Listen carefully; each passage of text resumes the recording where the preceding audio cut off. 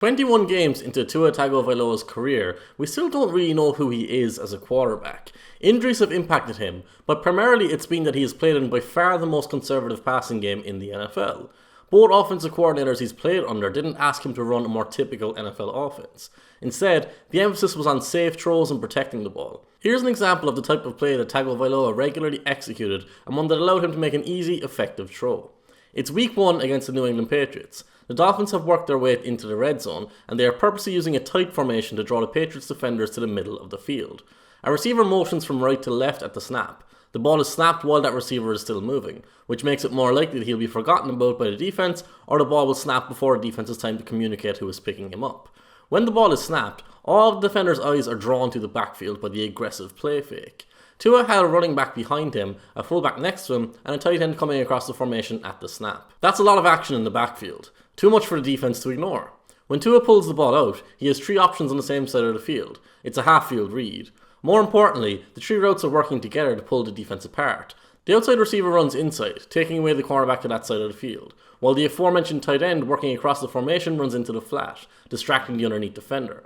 That leaves the original wide receiver who went in motion unaccounted for. Tua doesn't have to make a difficult read here. His receiver is wide open in his eye line from the start of the play. He would have to close his eyes to not see this touchdown. Despite this, and despite his receiver being wide open, Tua still forces his receiver into an unnecessarily difficult toe-tapping catch over the sideline. His receiver makes a play, but not easily. He should never have had to leave his feet, and Tua is the reason why he did. The Dolphins' offense sacrificed explosiveness and efficiency with Tua in favour of safe, overly cautious play designs.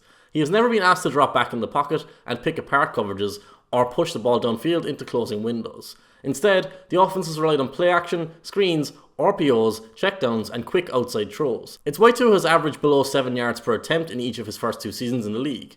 That will all change this season.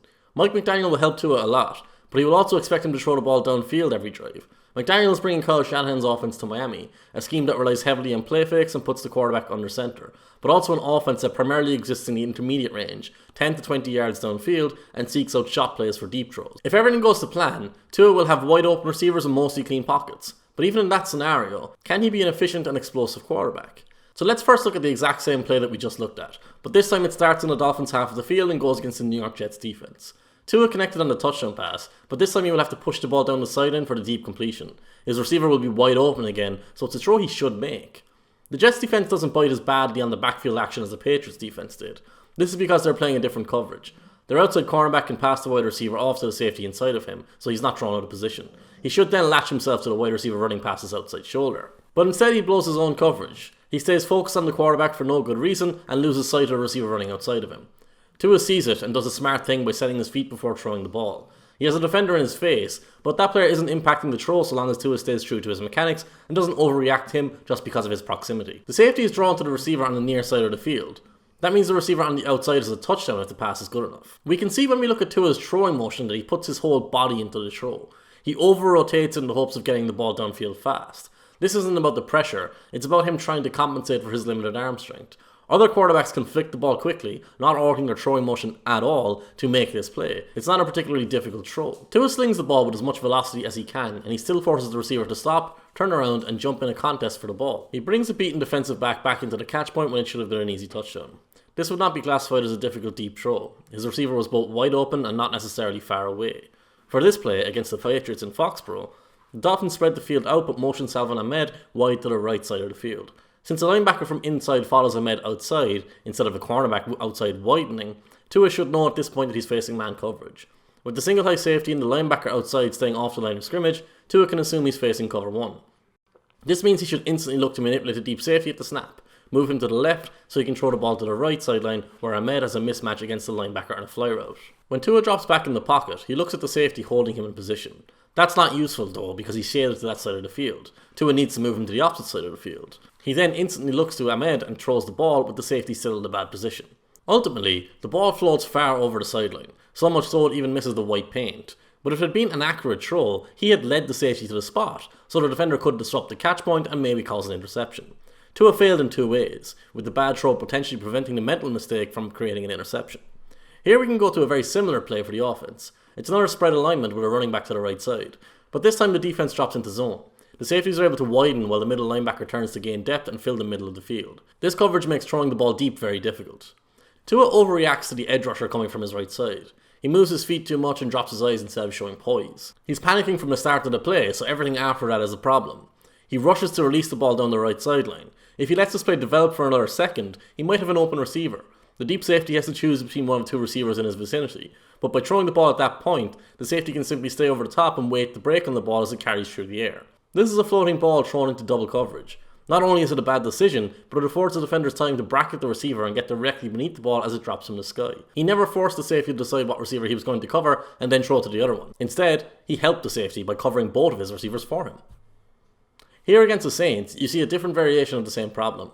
The Saints are using the same coverage as the previous play, but it's vital to recognise that the three receivers on the left side of the field start inside the numbers. They then release vertically from those positions. This means there is no threat outside of the numbers to widen the safety to the top of the screen. That's going to be an integral piece of information as the play develops. At the top of his drop, Tua has two edge rushers coming around the corner. He smartly steps forward through the pocket to buy himself time before setting to throw the ball. It all looks good up until that point.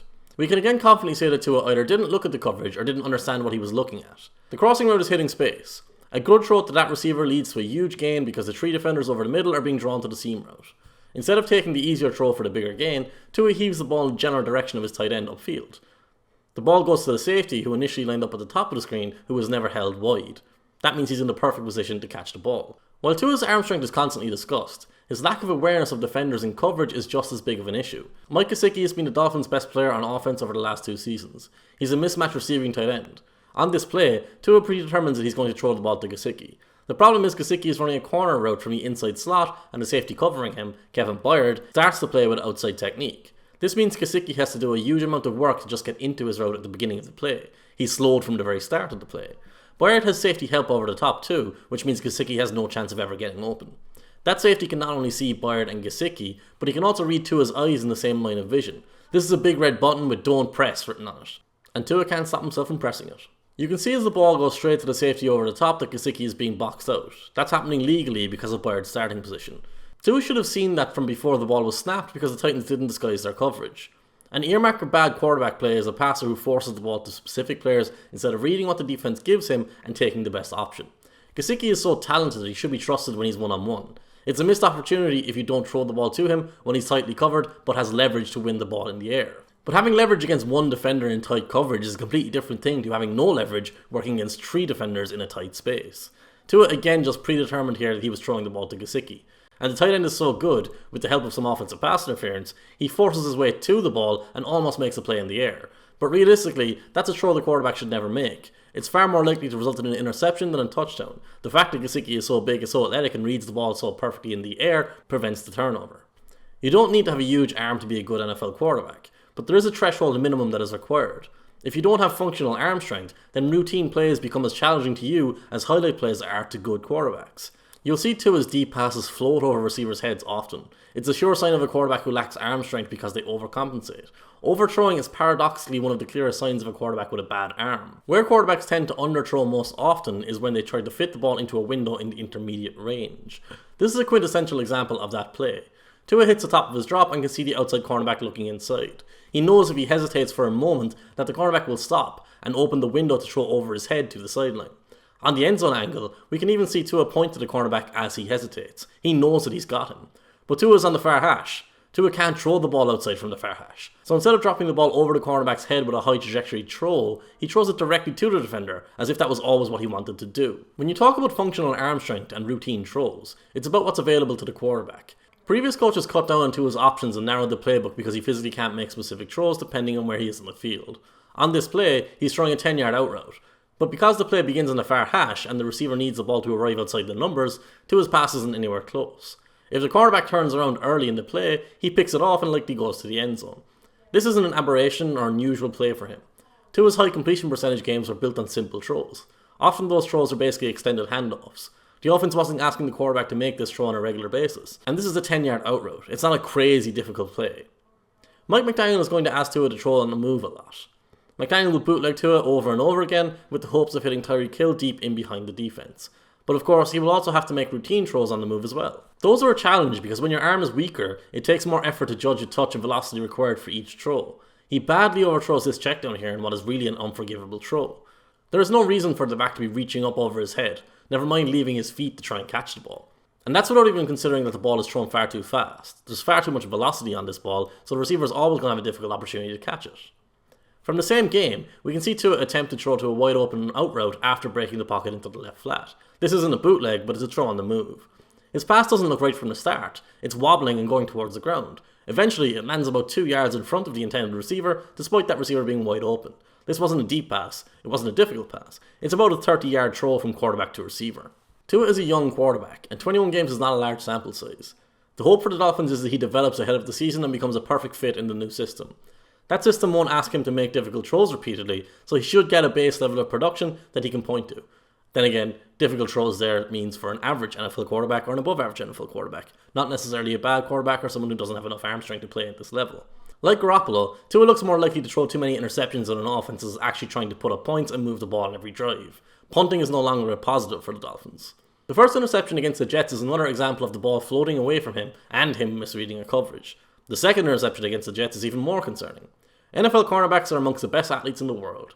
They break on the ball at great speed and turn wide windows into incompletions in an instant. If your pass is hanging in the air on outside throws, they invite interceptions. You will inevitably get picked off, and the defender will likely run towards your end zone. On this play, you can see that Tua actually releases the ball at a decent point in the play. His timing isn't bad, though the decision to throw isn't good. For this pass to be complete, the ball has to sustain velocity, pass the receiver's face and arrive in his outside shoulder, so he turns towards the sideline away from the defender who's breaking on the inside. Because Tua doesn't have the arm to make that throw, the ball arrives inside and is picked off for a touchdown in the other direction. The likes of Patrick Mahomes and Justin Herbert can push that ball to the outside shoulder without straining. If the Dolphins have real aspirations of moving into the playoffs and competing for a Super Bowl, that's the type of quarterback that they need. Tua simply doesn't have the physical traits that those quarterbacks have, and he can't develop them at this stage of his life. So he has to win by being technically astute and exemplary with his decision making. He hasn't been that yet in his career. If he suddenly flips a switch and executes at a high level consistently, then the Dolphins might just be the Super Bowl contenders they think they are. But if he stays where he is, they'll be just another team that won the offseason before reality sent them home early.